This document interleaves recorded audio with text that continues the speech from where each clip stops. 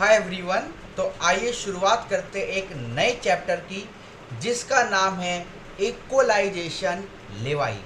Chapter बहुत ही छोटा है बट इस पर एग्ज़ाम में कोई एमसीक्यू या फिर कोई प्रैक्टिकल क्वेश्चन या फिर कोई थ्योरी क्वेश्चन आपका एग्ज़ाम में 100% आ सकता है।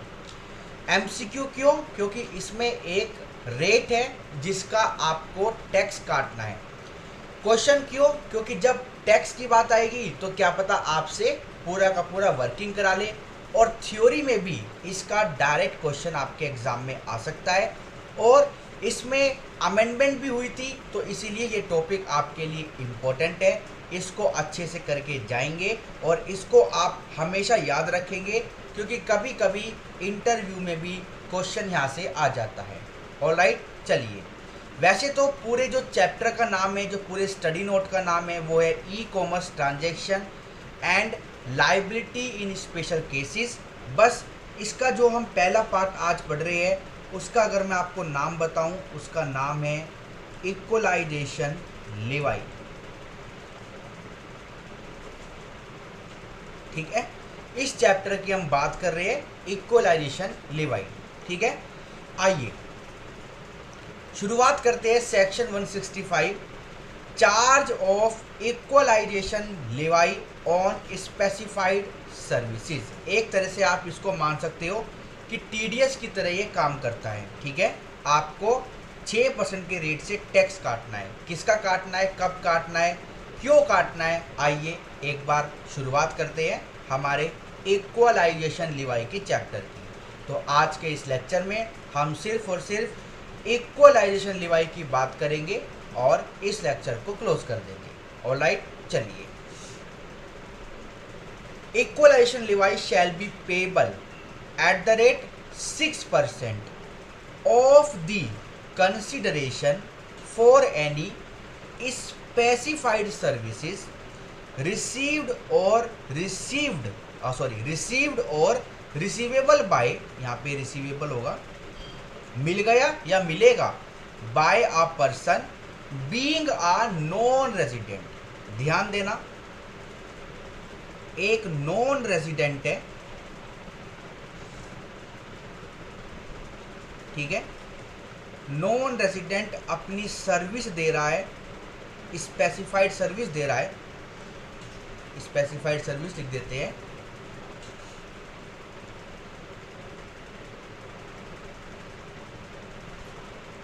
स्पेसिफाइड सर्विस दे रहा है, किसको दे रहा है, आइए देखते हैं।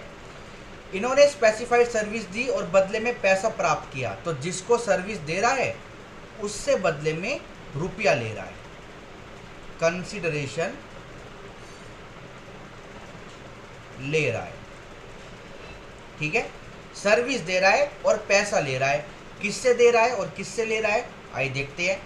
From a person resident in India and carrying on business और profession।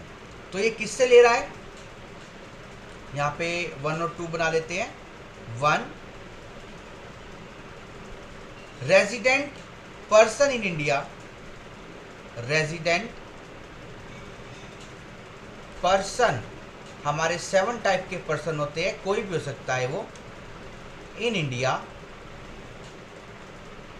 Carrying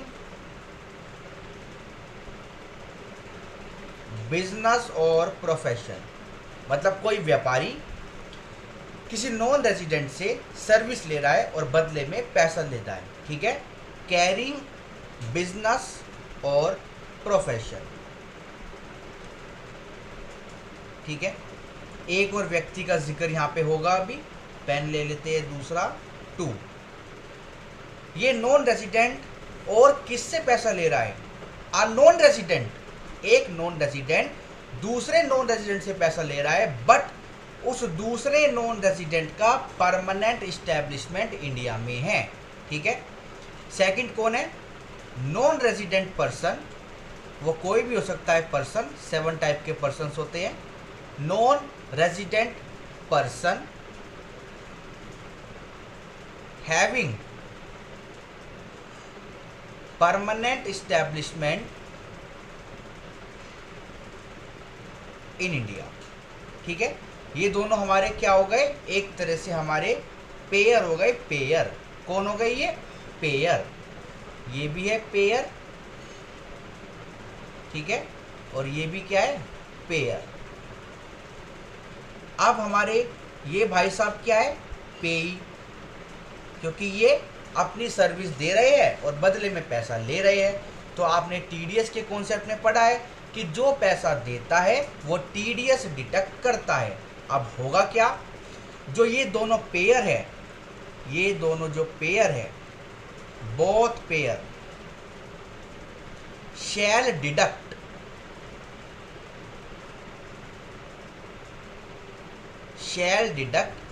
6% from consideration and pay remaining balance to the pay। 6% काट कर, तो जो एक कंसीडरेशन है इसका 6% तो जाएगा इंडियन गवर्नमेंट को, और इसका बाकी का 94% पे हो जाएगा पे टू पेई, पे टू पेई। अब आप सोच रहे होंगे सिर्फ 6% में मामला सेटल हो गया। नहीं दोस्तों, आपने बचपन में मतलब इंटरमीडिएट में एक पढ़ा है सेक्शन 5, मैंने फाइनल में भी कवर किया है। सेक्शन 5 क्या है, वो इंसिडेंस ऑफ टैक्स। उसमें हम एक टेबल देखते हैं कौन सी इनकम किन किन के लिए टैक्सेबल होती है।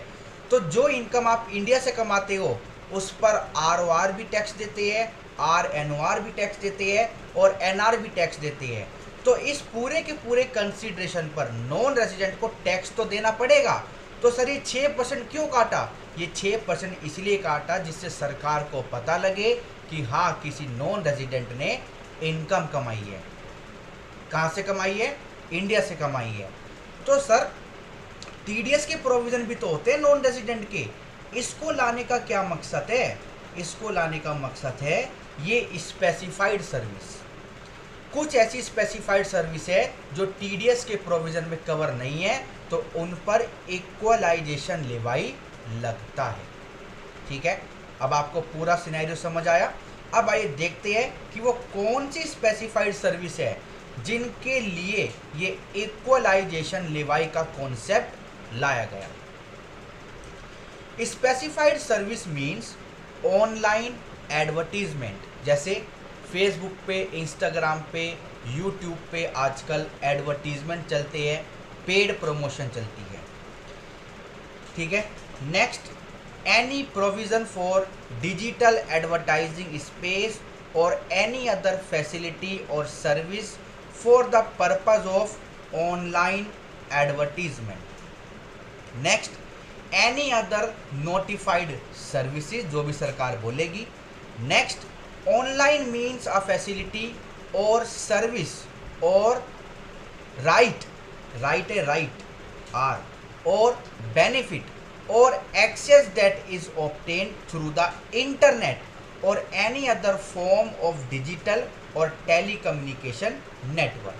तो अगर एग्जाम में क्वेश्चन आ गया what are the specified service to be covered under the equalisation levy, तो आपको ये ABC ये 3 पॉइंट लिख देने हैं और साथ में ऑनलाइन का मतलब भी लिख देना है। ऑलराइट, चलिए यहाँ पे नोट लिखा है कि ये प्रोविज़न पूरे के पूरे भारत पर लगता है। These provision extend to the whole of India. Whole of India मतलब whole of India, Jammu Kashmir पर भी ये लगता है। होल ऑफ इंडिया पे ये हमारा प्रोविज़न लगेगा।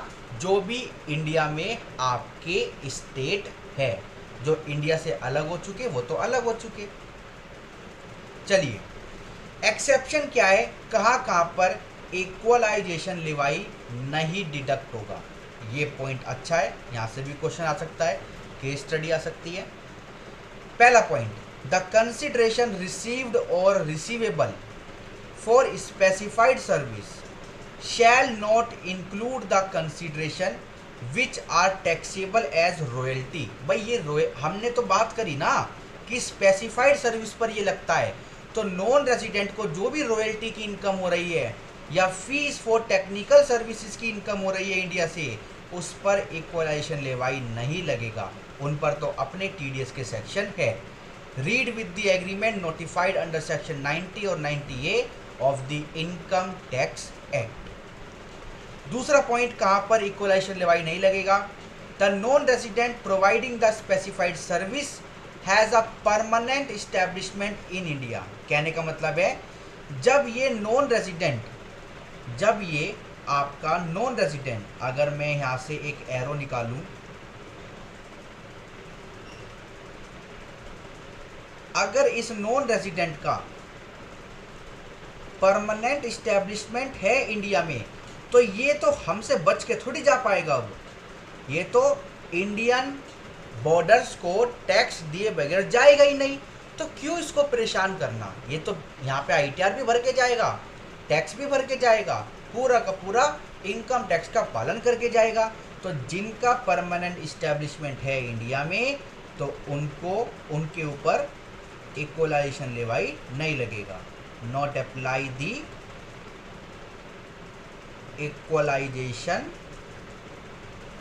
लेवाई। ठीक है दोस्तों, चलिए एक बार दोबारा पढ़ लेता हूं। The non resident providing the specified service has a permanent establishment in India and the specified service is, specified service जो दी जा रही है is effectively connected with such permanent establishment. Next point पे ध्यान देना। MCQ बनेगा तो यहाँ से बनेगा, क्योंकि यहाँ पर अमाउंट है।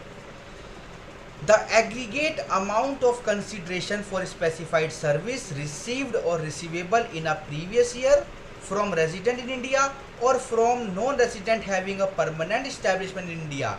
मतलब कहने का मतलब यही है, जो पैसा दिया जा रहा है अगर वो 1 लाख को एक्सीड नहीं कर रहा है, अप टू 1 लाख है, तो कोई भी इक्वलाइजेशन लेवाई नहीं डिडक्ट होगा। ऑलराइट, चलिए next point. The payment for the specified service by the person resident in India और permanent establishment in India is not for the purpose of carrying out business और profession. मतलब क्या हुआ?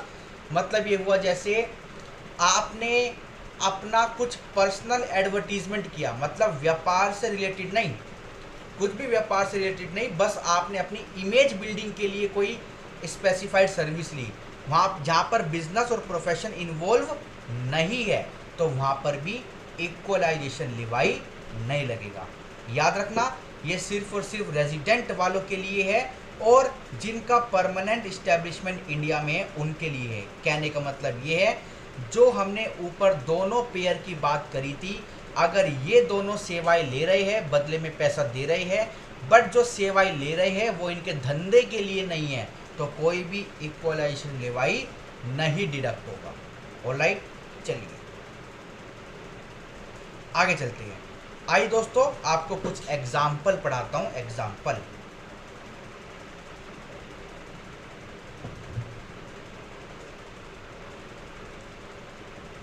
चलिए। Vikas has advertise on Facebook to expand his business. Vikas ने अपना व्यापार बढ़ाने के लिए फेसबुक पर एडवर्टीजमेंट कैंपेनियन चलाया। ही हैज़ टू पे 2 लाख रुपीज़। 1 लाख से ज़्यादा है तो इक्वलाइजेशन लेवाई लगेगा, बट देख लेते हैं पैसा किसको पे हो रहा है। In the previous year 2022-23 to Facebook, तो फेसबुक को पे हो रहा है, तो फेसबुक तो हमारी नहीं है, ठीक है, बाहरी पे हो रहा है। For the advertising services availed in this case, Vikas will deduct 6% of 2 lakh, that is 12,000, and pay the balance 1,88,000। जैसे हमने यहाँ पे देखा था, 6% सरकार को जाएगा और बाकी 94% पेई को चला जाएगा। ऑलराइट, चलिए।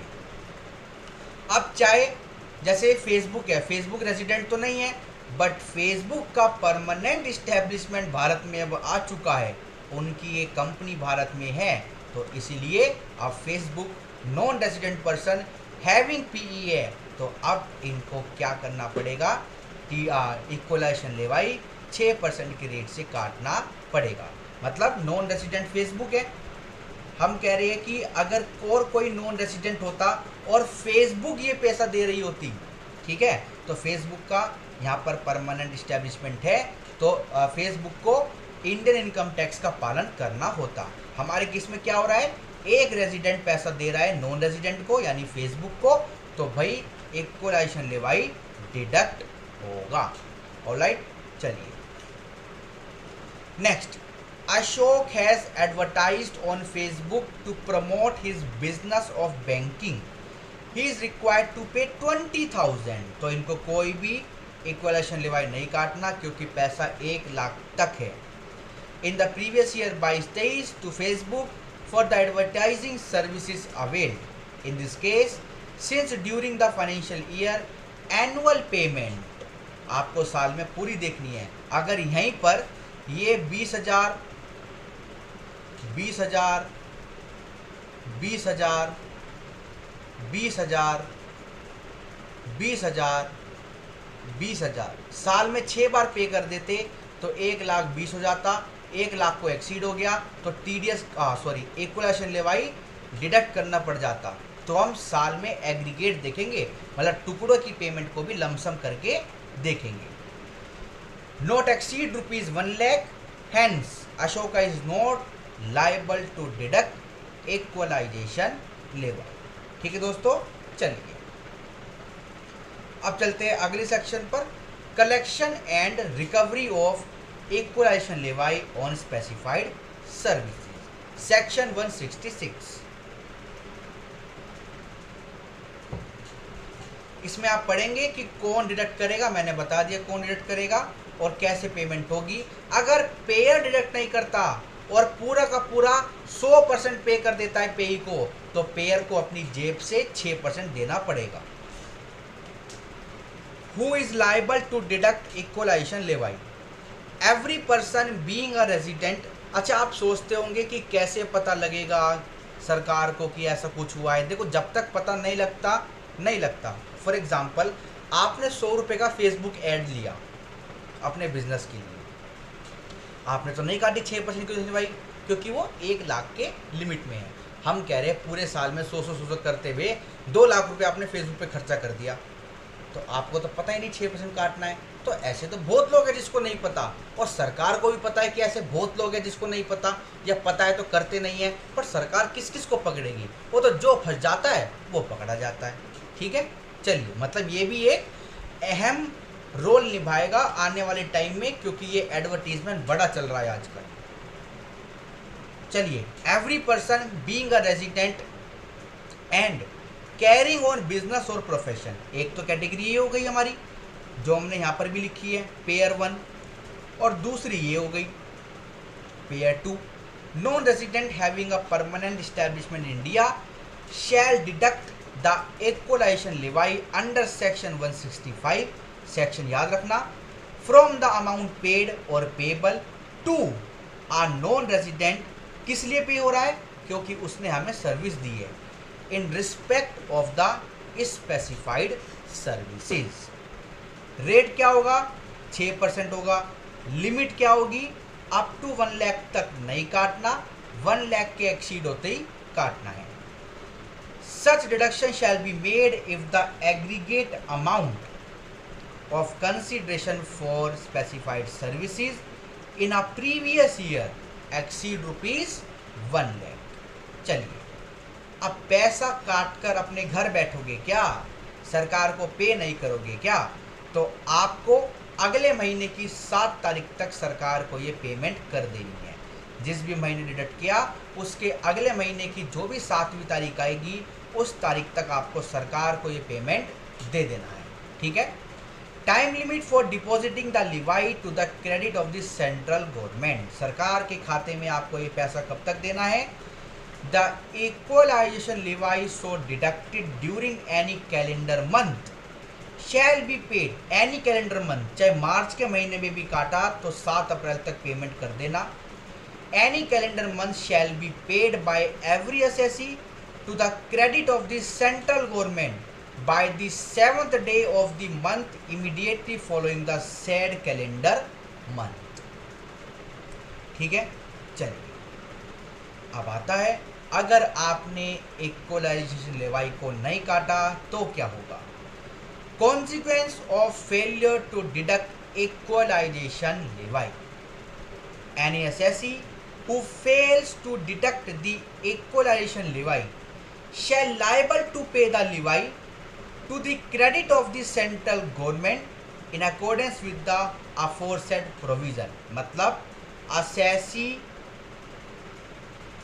shall be personally liable, उसको अपनी जेब से 6% की इक्वलाइजेशन लेवाई सरकार को देनी पड़ेगी।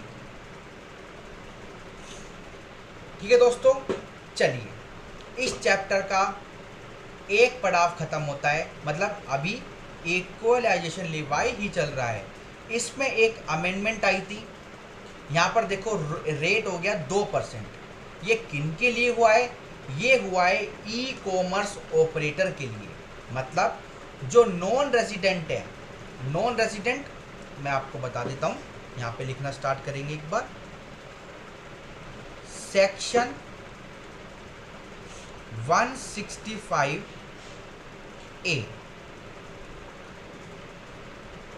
इक्वलाइजेशन लेवाई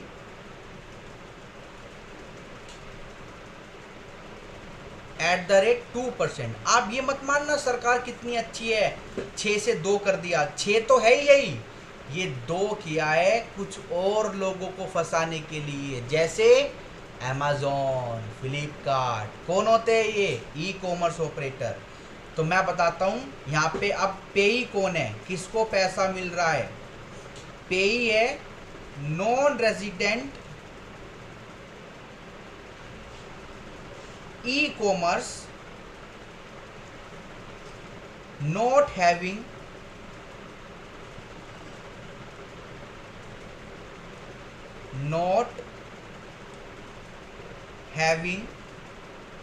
पीई इन इंडिया, जिनका भारत में पीई नहीं है। अरे जिसका पीई है वो तो टैक्स दे के ही जाएगा ना, ये बात याद रखना, जिसका पीई है वो तो टैक्स देकर ही जाएगा ना दोस्तों। ठीक है, चलिए जिसका पीई है वो तो टैक्स देकर ही जाएगा। मैं यहाँ पे लिख भी देता हूँ एक टैगलाइन, जिसका पीई है, जिसका पीई है वो तो टैक्स देगा ही, वो तो टैक्स देगा ही। ठीक है, अब यहाँ पे पेई आप समझ लीजिए, पेई कौन है, non resident e commerce not having permanent establishment in India. आइए पढ़ते हैं। Charge of equalisation levy on e commerce supply of service. Equalisation levy shall be charge at the rate 2% of the amount of consideration received और receivable by an e commerce operator. ठीक है, by an e commerce operator from e commerce supply और services made और provided और facilitated by it. ये क्या दे रही है, ये जो है ये क्या दे रही है, ये दे रही है दोस्तों अपनी सर्विसेज। ठीक है, फ्रॉम ई कॉमर्स सप्लाई और सर्विसेज। सप्लाई क्या होती है जीएसटी में, सेल, मतलब सेल ऑफ गुड्स, और सर्विसेज तो सर्विसेज है ही। ठीक है, तो यहां पर लिखेंगे सेल ऑफ गुड्स और providing services,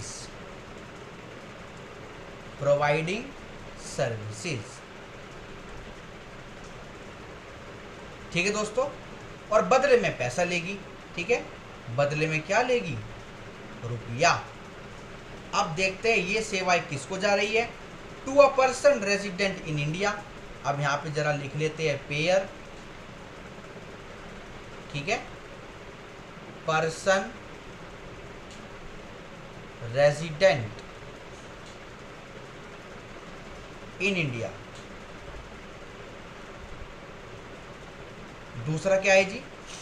to a non resident in the specified circumstances. मतलब यहां पे कुछ नॉन रेजिडेंट भी कवर है, बट कुछ सिचुएशन में।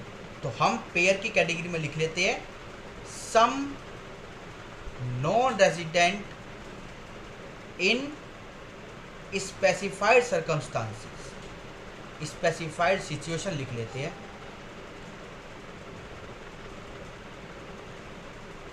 Specified situation. तो जो ये पैसा पे कर रहे हैं, इसमें से अब क्या करना पड़ेगा?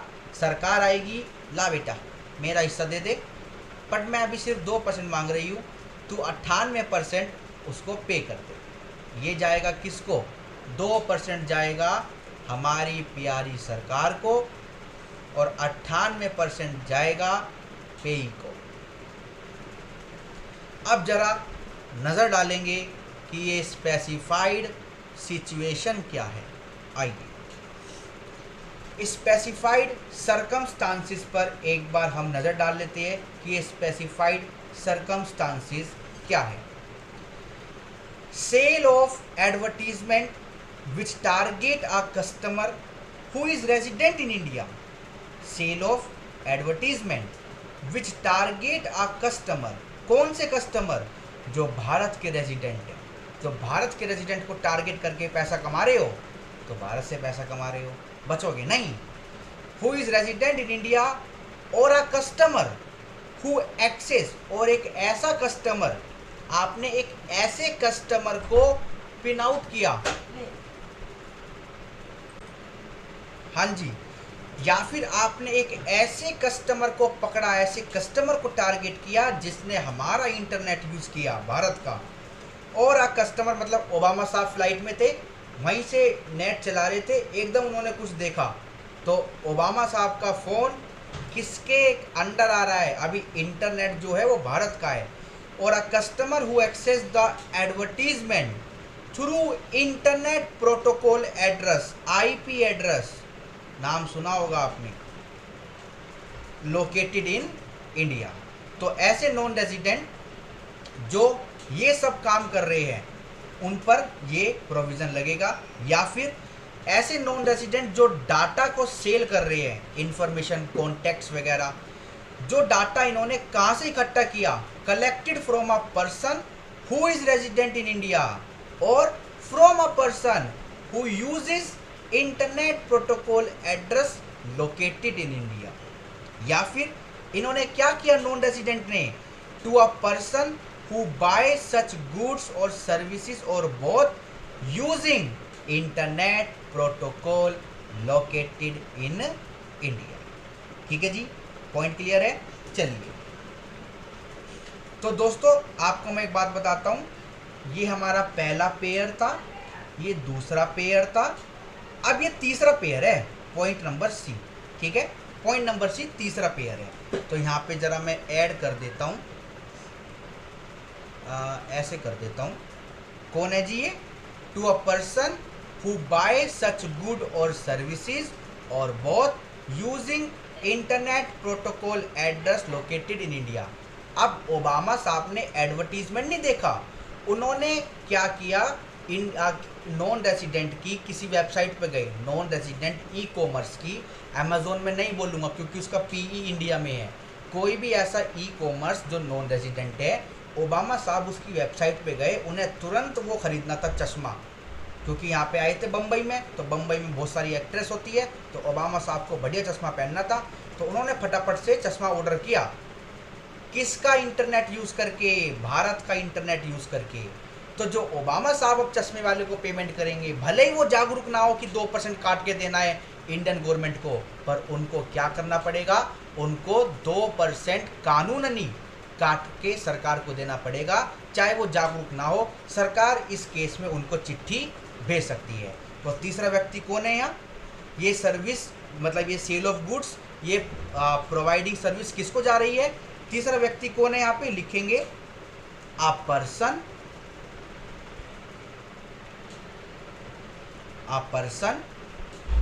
who buy such goods, who buy such goods or services or both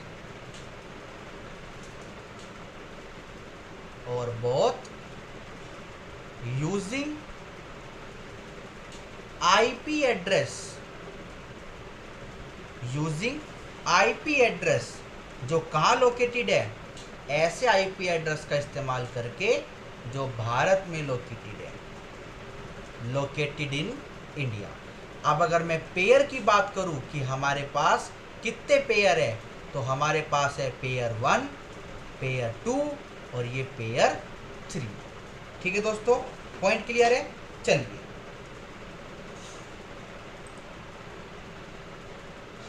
आइए अब हम चलेंगे अगले पॉइंट पर। अब यहाँ पे कुछ नोट है। नोट ये किन के लिए है? जो हमने पढ़ा सेक्शन 165A। ठीक है, अब यहाँ पे कुछ नोट है। नोट क्या कहता है आइए देख लेते हैं। कंसिडरेशन रिसीव्ड और receivable from e commerce supply, जो आपने ई कॉमर्स प्लेटफॉर्म के द्वारा सामान बेचा या अपनी सेवाएं प्रदान करी और बदले में पैसा लिया, वो पैसे में क्या क्या चीज आएगी? देखो, एक तो ई कॉमर्स ऑपरेटर होता है, जैसे आप भी अमेजोन पे क्या करते हो, सामान अपना डाल देते हो। हमने जैसे अपनी बुक डाल दी और अमेजोन ने बेच दी, तो अमेजोन को जो पैसा मिला वो किताब का भी मिला और अपनी जो उसकी सर्विस थी उसका भी मिला। ठीक है, बट कंसीडरेशन क्या है? कंसीडरेशन क्या है एक ई कॉमर्स ऑपरेटर के लिए? मैं अगर यहाँ पे एक हेडिंग बनाऊं, what is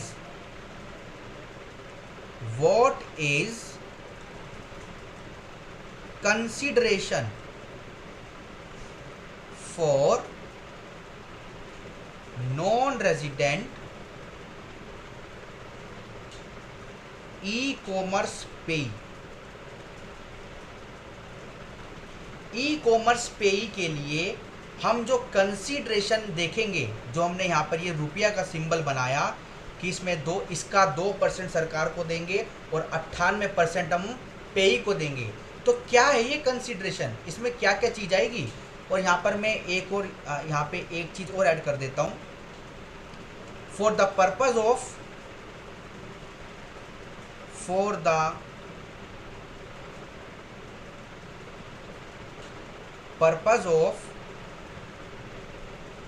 section 165A, section 165A की हम बात कर रहे हैं, क्योंकि इसी पर ही ये 2% का रूल लगाया गया। अच्छा, एक बात और बता देता हूँ, जो व्यक्ति 6% वाले रूल में कवर हो गया, मतलब 2 लोगों के बीच ट्रांजैक्शन हो रही है, उन पर अगर 6% का रूल लग गया तो उन पर दोबारा 2% लगाना मैंडेटरी नहीं है। ठीक है, एक्सेप्शन हम पढ़ेंगे तो मैं आपको बता दूंगा। आइए देखते हैं कंसीडरेशन का क्या मतलब है। चलिए, consideration for sale of goods irrespective of whether the e-commerce operator owns the goods, मतलब consideration for sale of goods. सबसे पहले यहाँ पे डाल लेते हैं A, consideration in case sale of goods, e commerce operator के द्वारा सामान बेचा जा रहा है तो कंसीडरेशन क्या होगा? ठीक है, आइए देखते हैं। यहाँ पे लिखा है सामान जो बिक रहा है, जो धातु है, वो ई कॉमर्स की खुद की है या उस पर ई कॉमर्स पर किसी ने डाल रखी है, जैसे हम डाल देते हैं अमेजोन पे, कह रहे हमें फ़र्क नहीं पड़ता, हमें फ़र्क नहीं पड़ता। आगे चलते हैं। However it shall not include consideration for sale of such goods which are consideration for sale of such goods which are owned by a person, जो धातु किसकी है, एक रेजिडेंट इन इंडिया की है, या फिर और by a permanent establishment in India of a person non resident in India, then if sale of such good is effectively connected with such permanent establishment, ठीक है। क्या होगा, मैं आपको दोबारा यहाँ से पढ़ के बताता हूँ। गुड्स की जो वैल्यू है, मतलब अगर जो आपके सामान हैं जो रेजिडेंट के हैं, इफ़ गुड्स रेजिडेंट की है या फिर परमानेंट इस्टेब्लिशमेंट ऑफ इंडिया का है, और जो सेल है वो कनेक्टेड है विथ परमानेंट इस्टेब्लिशमेंट के पास। दोबारा पढ़ लो। Consideration for sale of goods, irrespective of whether the e-commerce operator owns the goods or not, however, it shall not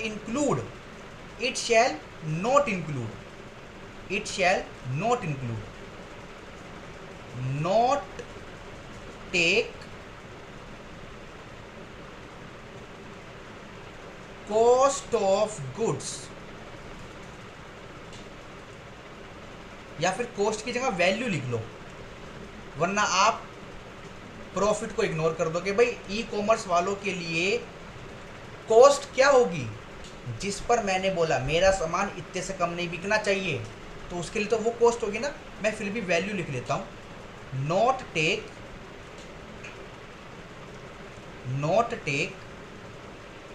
value of goods, not take value of goods, क्यों ना ले हम value, सामान की value हम क्यों ना ले, आइए देखते हैं क्यों ना ले। Shall not include consideration for sale of such goods which are owned by a person resident in India. यहाँ पे लिखेंगे if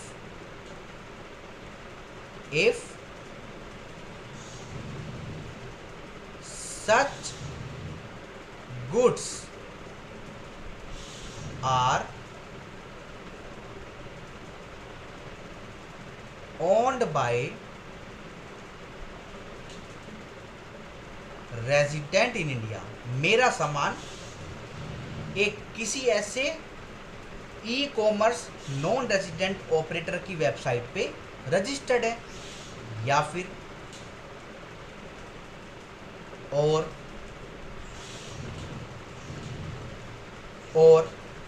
bye a permanent establishment in India, किसका, जो व्यक्ति नॉन रेजिडेंट है इंडिया में, और सच गुड्स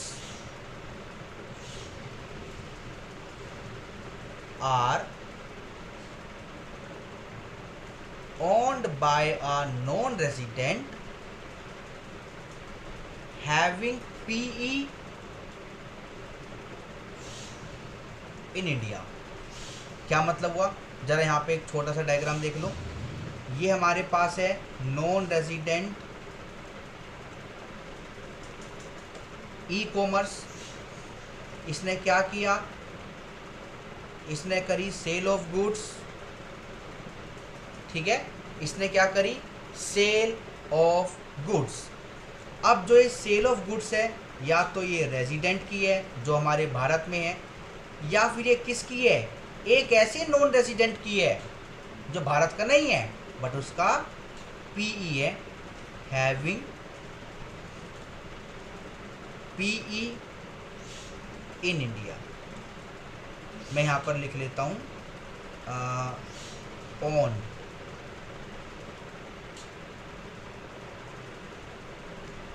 ठीक है।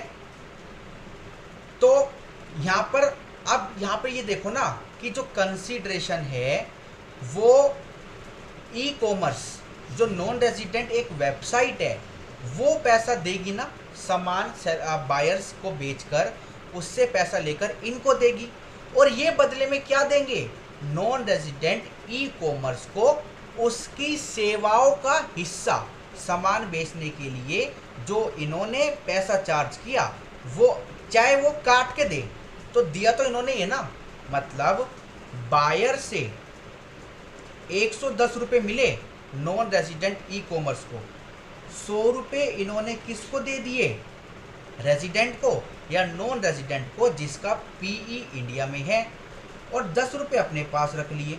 तो अल्टीमेटली ये 10 रुपये पे तो इन्होंने किए ना, रेजिडेंट ने या फिर नॉन रेजिडेंट ने जिनका पीई इन इंडिया में है। तो ये जो 10 रुपये है इस पे कानूनन 2% इक्वलाइजेशन लेवाई कटेगा और 8% पे होगा। ये क्या हो गई, वैल्यू। ठीक है, आइए आगे पढ़ लेते हैं। If sale of such good is effectively connected with such permanent establishment in India. और दोस्तों एक बात ध्यान रखना, ये जो सेल हो रही है, ये जो सेल हो रही है, यहाँ पे एक पॉइंट और लिख लो, एंड सच सेल should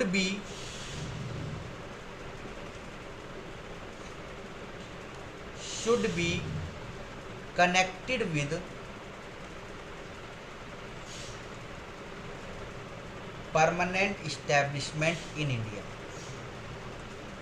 ठीक है, तो फिर वैल्यू ऑफ गुड्स आपकी कंसीडर्ड नहीं की जाएगी। आगे चलते हैं।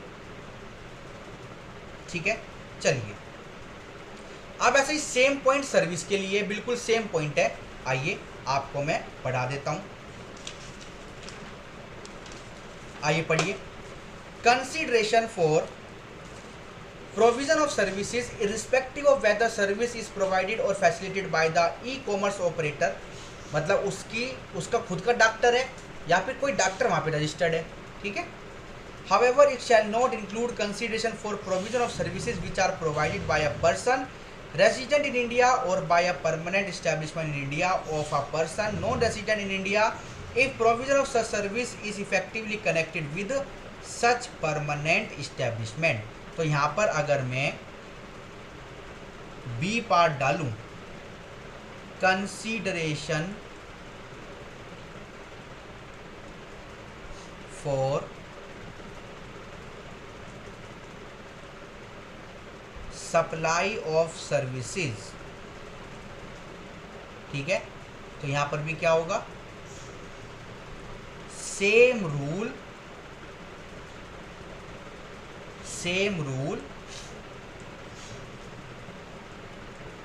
As above. आपको क्या देखना है, आपको ये जो पॉइंट नंबर 2 है इसमें ये प्लस कर देना है। ठीक है, पॉइंट नंबर 2 में ये प्लस कर देना है। पॉइंट नंबर 1 आपका इंडिविजुअल चलेगा, बट पॉइंट नंबर 2 इसके साथ क्लब होगा। ठीक है, यहाँ पे एंड, ये एंड पहली कंडीशन, और पहली कंडीशन पूरी होती है तो ठीक है, वरना आपको दूसरी कंडीशन देखनी है। ठीक है दोस्तों, चलिए अब चलते हैं जी आगे।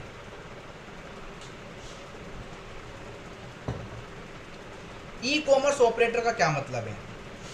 ई commerce operator are non resident who operate और मैनेज डिजिटल और इलेक्ट्रॉनिक फैसिलिटी और platform for online sale of goods और ऑनलाइन प्रोविजन ऑफ सर्विसेज और both.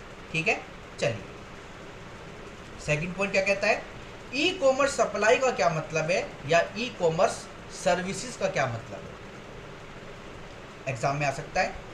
Online sale of goods owned by the e commerce operator.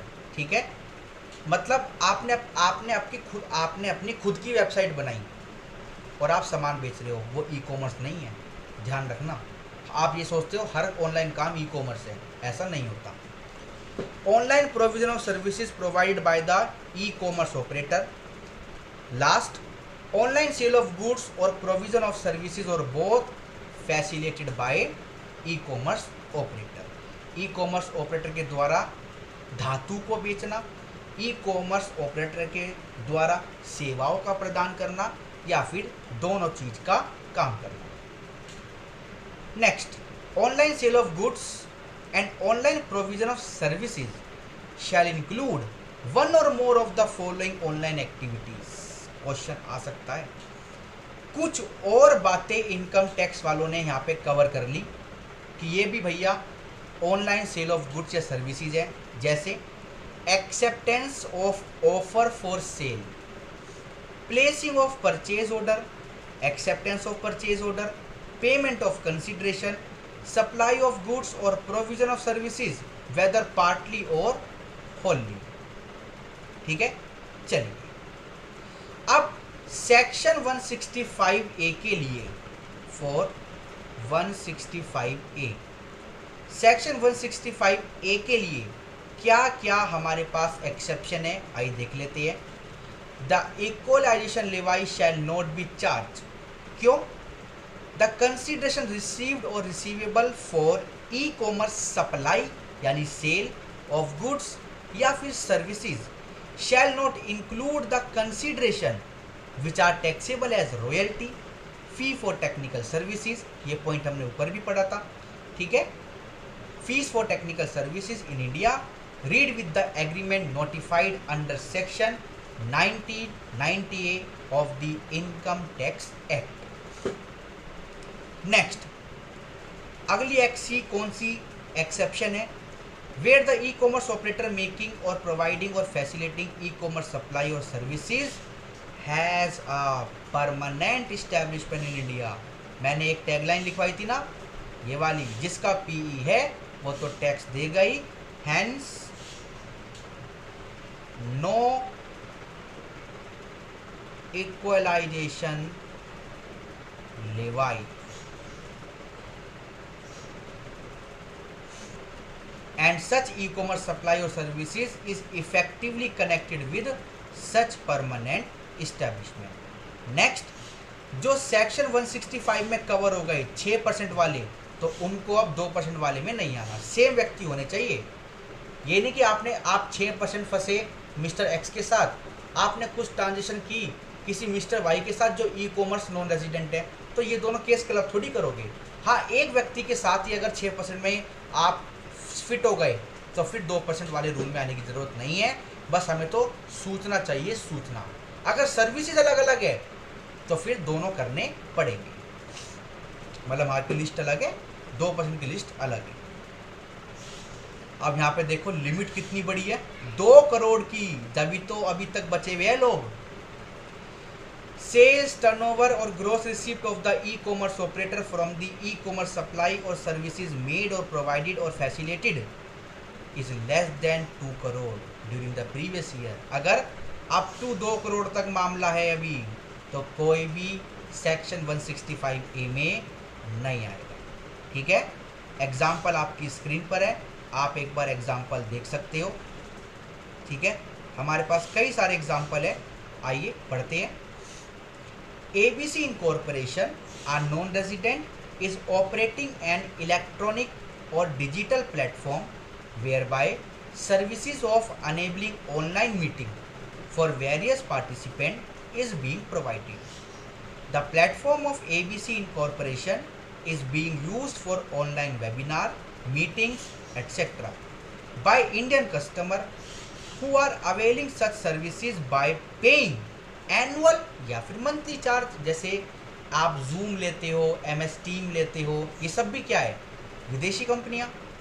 In this case ABC Incorporation is an e-commerce operator and online provision of services of enabling webinar meetings by the said company will fall within the meaning of e-commerce supply of services। तो हम इनको e-commerce operator and E commerce supply में include करेंगे। Next example, DEF, a UK based company approach. ये क्या है, किसी का नाम लिखा है यहाँ पर, मैं देख लेता हूँ क्या है नाम है ये। GHI,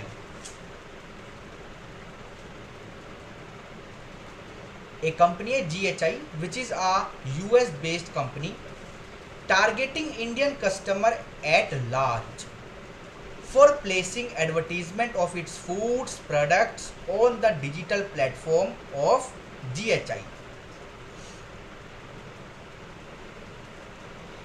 In this case, GHI will liable to pay equalization levy at the rate 2% of the consideration received by it from DEF. But हाँ, अगर 2 करोड़ तक का मामला है, चाहे ये वाला केस हो चाहे ये वाला केस हो, तो कोई भी इक्वलाइजेशन लेवाई नहीं लगेगा। बट एग्जाम में क्वेश्चन 2 तरह से आ सकता है, इन पर लगेगा या नहीं, इनको काटना है या नहीं, तो दोनों चीज आपको बतानी पड़ेगी। Next, XYZ UK based company and e-commerce operator collect data from an Indian resident person and further sells such data collected from an Indian resident will be liable to pay equalization levy at the rate 2% on the amount of consideration received by it from KLM, company का नाम है। चलिए आइए अब चलते हैं collection and recovery of equalisation levy on e commerce supply और services. जो सेक्शन हमने सबसे पहले पढ़ा था 6%, उनके लिए क्या टाइम लिमिट है, अगले महीने की 7 तारीख। इनके लिए क्या है, आइए देखते हैं। ई कॉमर्स वालों के लिए the equalisation levy under section 165A shall be paid by every e commerce operator to the credit of the central government के खाते में quarterly as per following time schedule. अच्छा, यहाँ पर एक बात आपने ध्यान दी, यहाँ पे सरकार को पेमेंट करने की जिम्मेदारी पता किस पर है, ई कॉमर्स ऑपरेटर पर। अब एक बार जरा वहाँ पर चलते हैं जहाँ पर हमने 2% लिखा था, जब पढ़ा था वहाँ पे क्या लैंग्वेज लिखी थी,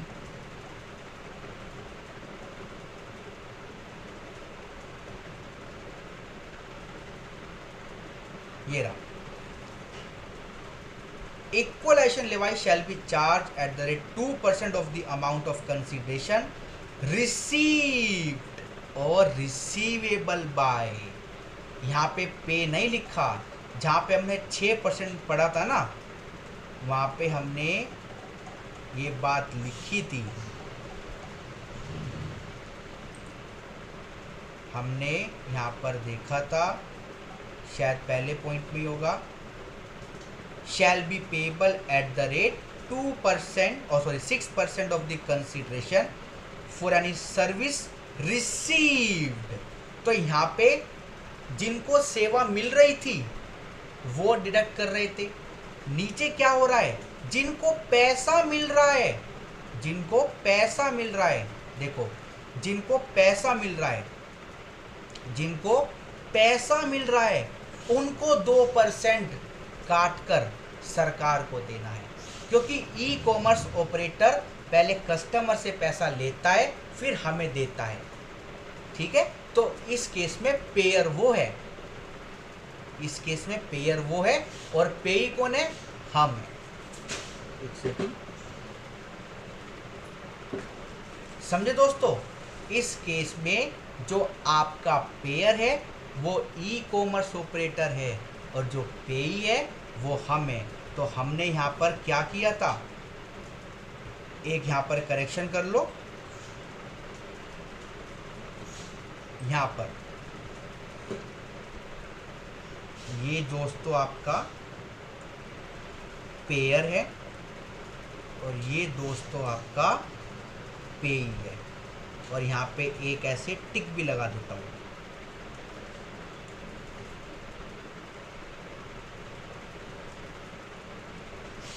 ठीक है, ऐसे तो होता है। अगर आप अमेज़ोन पे सामान लिस्ट करते हो तो अमेज़ोन आपको कस्टमर से पैसा लेके देता है। तो अमेज़ोन ने 110 रुपये, अमेज़ोन ने 110 रुपये कस्टमर से लिए, 100 रुपये आपको दे देगा आपके सामान के, और जो 10 रुपये है उसमें से 2% दे देगा सरकार को। मैं ज़रा इसको नीचे ले आता हूँ जिससे आपको और क्लियरिटी हो जाए। ये वाला एग्जाम्पल मैं नीचे ले आता हूँ। Non resident e commerce collect 1110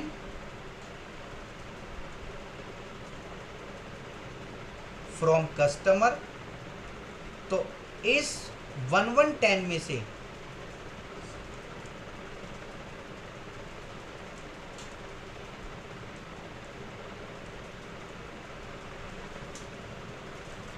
₹100 किसको जाएगा? ₹100 जाएगा पेई को, ठीक है। किसको जाएगा? ₹100 जाएगा पेई को, जो पर्सन रेजिडेंट इन इंडिया है, या फिर some non resident in specified situation, या फिर a person who buy such good और सर्विसेज और both using IP address located in India, ठीक है। या फिर एक काम करते हैं यहाँ पे ही ना लिखकर, क्योंकि ये ₹100 जो है ये तो हमने ये लिखी है स्पेसिफाइड सर्विस किसको जा रही है। तो यहाँ पर एक काम करते हैं, ये पेई शब्द भी काट देते हैं। यहाँ पर हमें लिखना चाहिए, ये हो गया सेलर या फिर नॉन रेजिडेंट ई कॉमर्स, ठीक है। और यहाँ पर लिखते हैं बायर। ये तो दोस्तों बायर है हमारे, ये तो हमारे बायर है, बायर। अब इसको क्या बोलेंगे जिसको हम ₹100 दे रहे हैं? अमेज़ोन तो ये हो गया।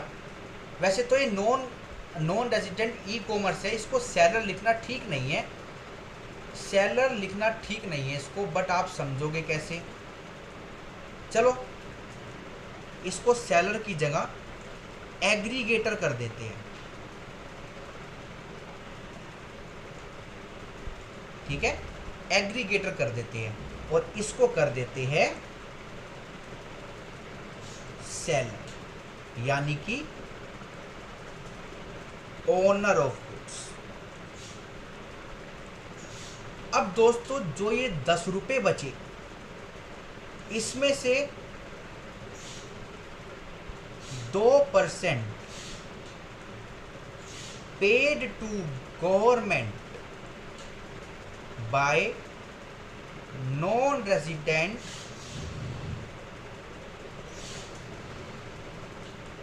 ई commerce operator or 8%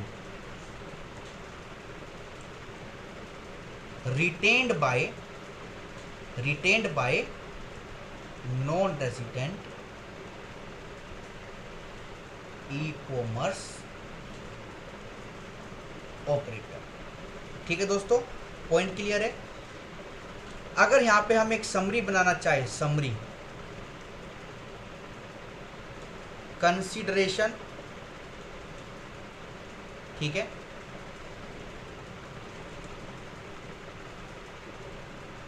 value of goods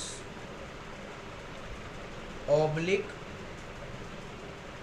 services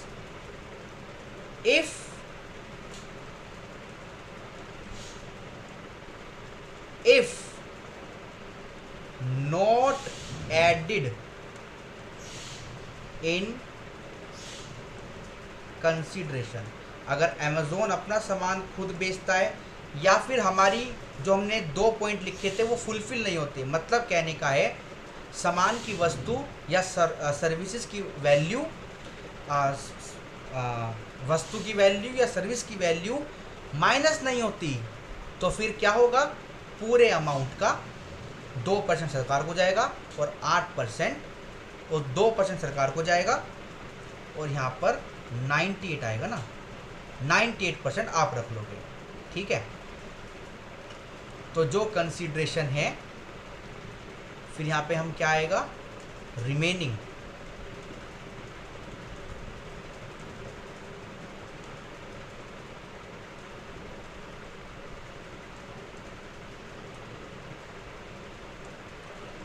%, 98%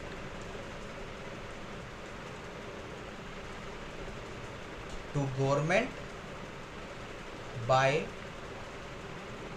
non resident e commerce, और ये रिटेन बाय ई कॉमर्स। ठीक है, अगर वैल्यू कुछ भी आपकी हटी नहीं तो फिर पूरे के पूरे का 2% सरकार को और 98% आप रख लोगे। देखा कितना यहाँ पे लॉजिक है। ऊपर था जो सेवाएं ले रहा है उसको डिडक्ट करना है और सरकार को पे करना है। नीचे क्या है, नीचे ये है कि जो पैसा रिसीव कर रहा है उसको डिडक्ट करना है, सरकार को देना है। चलिए अब देखते हैं कि क्वार्टरली पेमेंट होगी। यहाँ पर याद रखना, एमसीक्यू में आ सकता है और थ्योरी में डायरेक्ट क्वेश्चन भी पूछा जा सकता है। तो ये आपका क्वार्टर 1, क्वार्टर 2, क्वार्टर 3, क्वार्टर 4। तो क्वार्टर ख़त्म होते ही, पहले क्वार्टर ख़त्म होते ही जो 30 जून को होगा, अगली 7 तारीख 7 जुलाई को पेमेंट। अगला क्वार्टर 30 सितंबर को होगा तो 7 अक्टूबर को, 31 दिसंबर का होगा तो 7 जनवरी को, 31 मार्च को होगा तो भाई साहब सेम डे।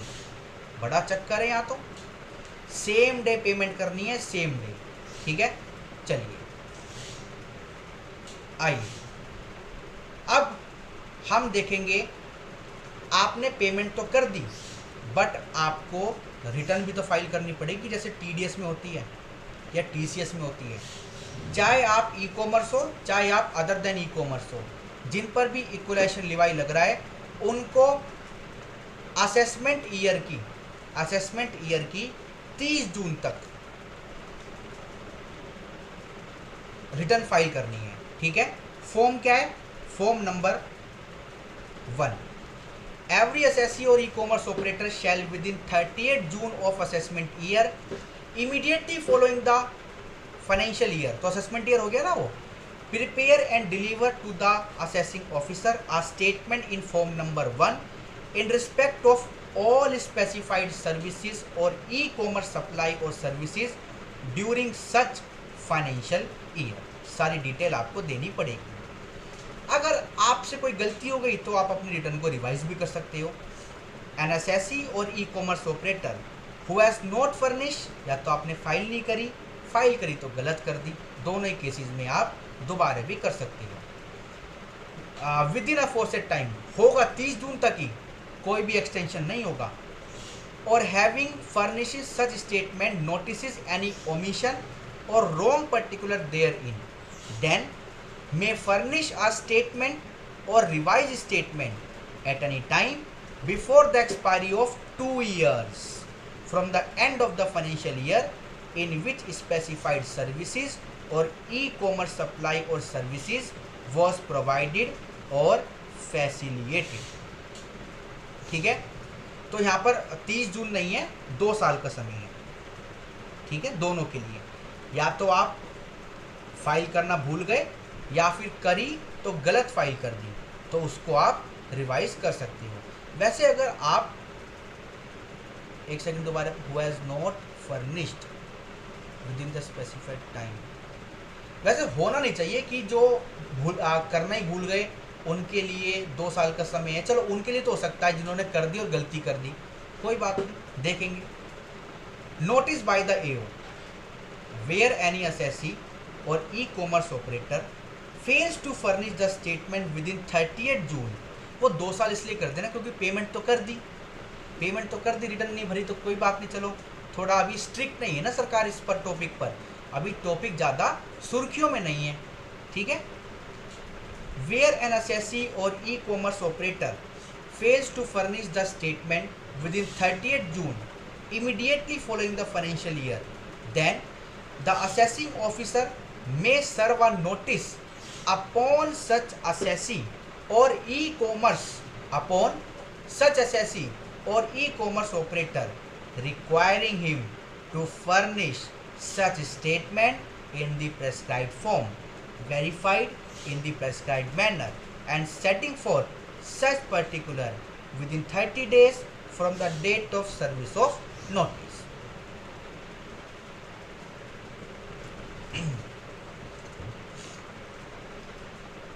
हाँ जी दोस्तों, क्या मतलब हुआ?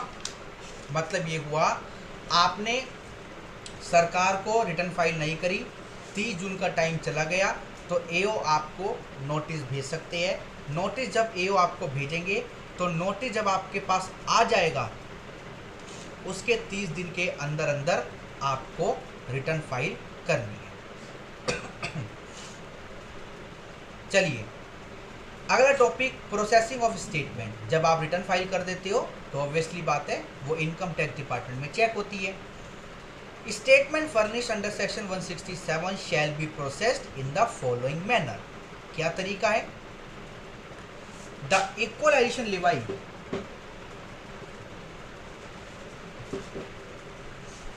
एक सेकेंड,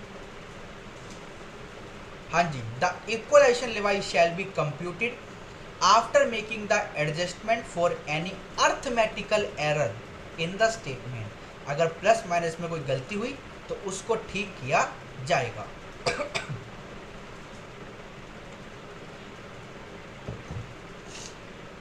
चलिए फिर क्या होगा?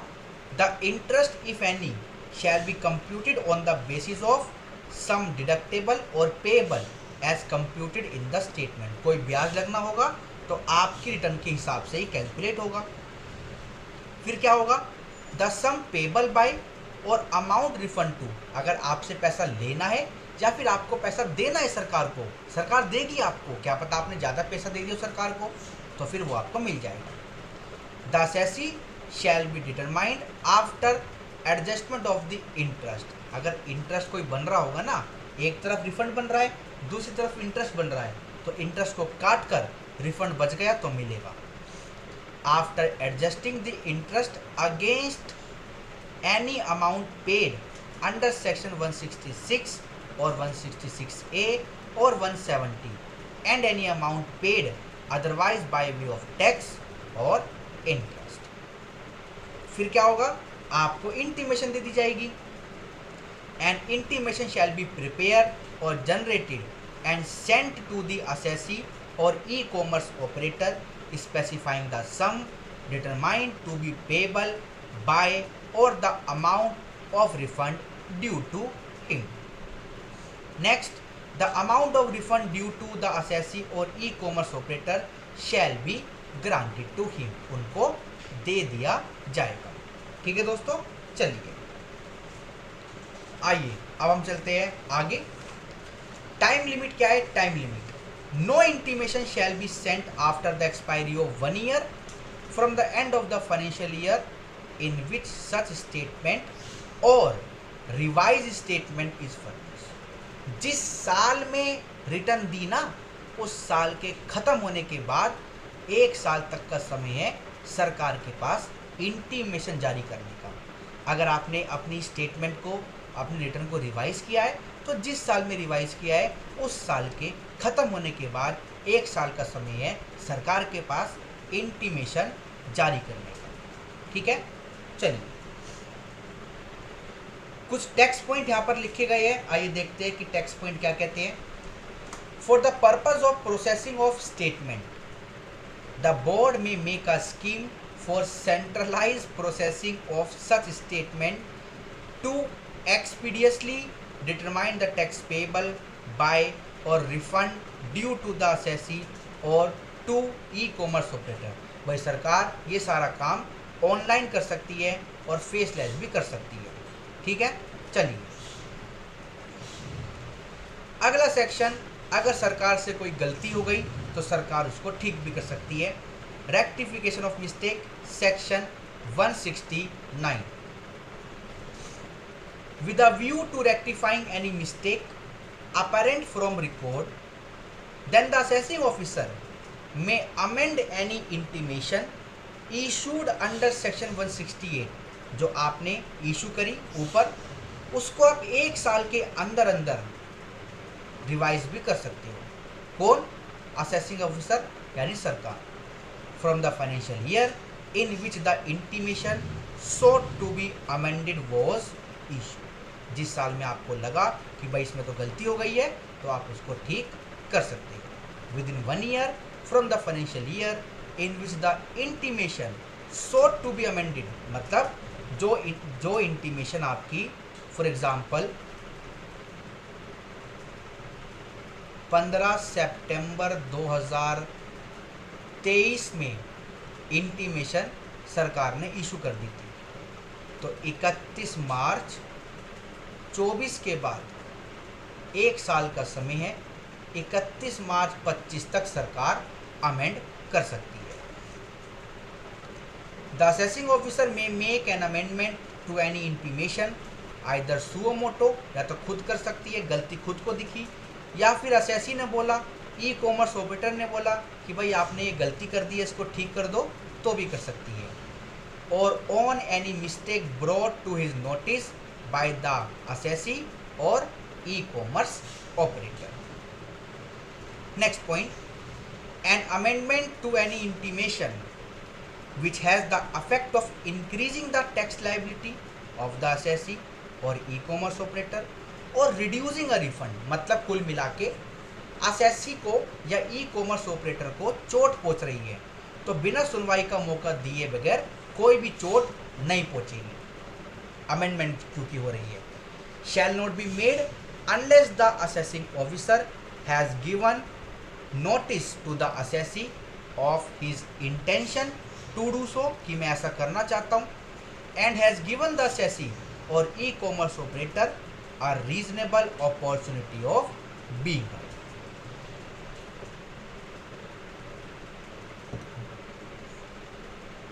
आइए आगे चलते हैं।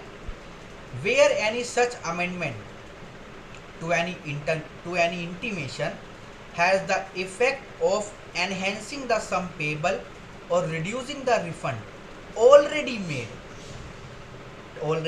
made, then the assessing officer shall make an order specifying the sum payable by the assessee or e-commerce operator and the provision of this chapter shall apply accordingly। मतलब सरकार को 11,000 रुपये पे हो चुके थे टैक्स के, बट सरकार ने जब अपना काम किया तो 12,000 बन रहे थे, तो 1,000 का नोटिस जारी हो जाएगा, उस पर कोई इंटरेस्ट लगना होगा तो वो भी लग के आ जाएगा।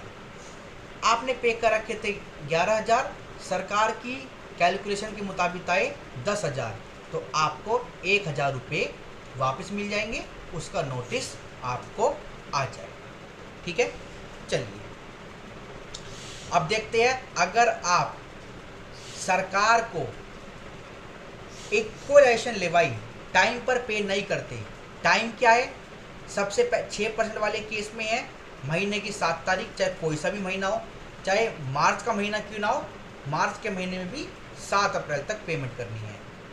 2% वाले में क्या है, क्वार्टरली है, हर क्वार्टर के अंत के बाद अगला जो मंथ आता है उसके 7 तारीख तक पेमेंट करनी है, बट मार्च वाले महीने के लिए 31 मार्च तक ही पेमेंट करनी है। तो अगर आप उन ड्यू डेट पर पेमेंट नहीं करते तो 1% पर मंथ और पार्ट ऑफ द मंथ का ब्याज लगेगा। Every assessee or e commerce operator, देखो यहाँ पर भी लिखा है ना ई कॉमर्स ऑपरेटर, तो जो जिम्मेदार होता है उस पर तो लगता है इंटरेस्ट, जो सरकार को पैसा देगा वही तो इंटरेस्ट का भुगतान करेगा ना। Who fails to credit adequate equalisation levy to the account of the central government within specified period shall pay simple interest at the rate 1% of such levy for every month. देखो such लेवाई मतलब 6% का या 2% का, ठीक है, जो भी इसका अमाउंट बनेगा, of a month by which such credit of tax is delayed. और कब तक पे करेगा, इंटरेस्ट कब तक लगता रहेगा, जब तक आप पेमेंट नहीं कर देते। चलिए अब पेनल्टी के क्या प्रोविज़न है भाई, मतलब ब्याज भी लग रहा है और अब पेनल्टी भी लगेगी। पेनल्टी ठीक है, क्या लगेगी आइए देखते हैं। आपने क्या कांड किया और उसकी क्या सजा है। सेक्शन 171A, आपने लिवाई डिडक्ट करना भूल गए 165 में यानी 6% वाली में या 165A में 2% वाली में, दोनों ही केस में पेनल्टी कितनी लग सकती है, equal to the amount of levy, equal to the amount of levy, जितना काटना था उतने की। तो ये तो 100% हो गई ना, 100% पेनल्टी। अब अगला क्या है, 171 B, fails to pay levy after deduction to the credit of the central government. पैसा काट लिया था, सरकार को नहीं दिया, तो 100 rupees per day every day during which the failure continues, but maximum penalty मतलब 100 की आपने डेज से मल्टीप्लाई करी। फॉर एग्जाम्पल 30 दिन डिले हुआ तो 30,000 बना पेनल्टी का अमाउंट, बट जो लिवाई थी वो थी 25,000, तो लोअर पेनल्टी बनेगी इनकी, मतलब पेनल्टी कितनी होगी फिर 25,000। ठीक है, चलिए अब अगर आपने रिटर्न फाइल नहीं करी सेक्शन 172 में, तो यहाँ पर कितनी है 100 rupees per day for every day, जब तक आप रिटर्न फाइल नहीं करोगे। और यहाँ पर 25,000 पर भी मामला नहीं रुकेगा, यहाँ पर 100 रुपये लगते ही रहेंगे। ठीक है जी, चलिए आइए अब हम चलते हैं आगे। No penalty shall be impose, कोई भी पेनल्टी नहीं लगेगी। क्यों भाई? If the assessee prove to the satisfaction of the AO that there was reasonable cause for the said failure. मैं बीमार था, कोरोना हो गया था, भारत में नहीं था, बेटी की शादी थी, कुछ भी रीज़न था, आप एओ को मना लो तो कोई भी पेनल्टी नहीं लगेगी। मतलब ये सारी की सारी पेनल्टी में भी है, मैंडेटरी नहीं है, इंटरेस्ट मैंडेटरी है। एओ को मना लोगे तो ये पेनल्टी बच जाएगी। और एओ कैसे मानता है आपको भी पता है, मुझे भी पता है। सेकंड पॉइंट क्या है जहाँ पर कोई भी पेनल्टी नहीं लगेगी? Without giving reasonable opportunity of being heard to the assessing officer or e commerce operator. अगर आपने मतलब कि सरकार ने सुनवाई का मौका नहीं दिया तो कोई भी पेनल्टी आप नहीं लगा सकते। सेकंड पॉइंट क्या कहता है? ये आपका अलग पॉइंट है। An assessee or e commerce operator aggrieved by an order imposing penalty, मतलब जिन पर पेनल्टी लग रही है, असेसी है या ई कॉमर्स ऑपरेटर है, अगर वो इस पेनल्टी ऑर्डर से खुश नहीं है तो वो अपील में जा सकते हैं। May appeal to the commissioner of income tax appeal within 30 days from the date of receipt of order. और अपील किस फॉर्म में फाइल होगी? इन फॉर्म नंबर 3 में। जब आप अपील करोगे तो उसकी फीस भी है 1,000 रुपये। It shall be अकम्पेड with a fee of ₹1,000। ठीक है, 1,000 रुपये आपको फीस भी देनी पड़ेगी और अपील के जो प्रोविज़न है वो फिर चालू हो जाएंगे। The provision relating to appeals are in line with that of income tax act 1961। अगर आप कमिश्नर साहब की अपील से भी खुश नहीं हो तो फिर आप आगे भी जा सकते हो। कहाँ? ITAT। Similarly appeal can be filed before the ITAT against the order of the commissioner appeal in form number 4 within 60 days from the date on which the order sought to be appealed against is received by the assessee or e-commerce operator or by the commissioner। Commissioner साहब भी जा सकते हैं ITAT के पास। ठीक है, in case appeal before the ITAT is filed by the assessee। अगर assessee जा रहा है या ई-कॉमर्स ऑपरेटर जा रहा है तो उसको 1,000 रुपीज़ देना पड़ेगा, कमिश्नर साहब को कोई पैसे नहीं देने। चलिए अब आपके ऊपर पनिशमेंट लगेगी अगर आपने आपकी रिटर्न लिवाई की रिटर्न गलत फाइल करी।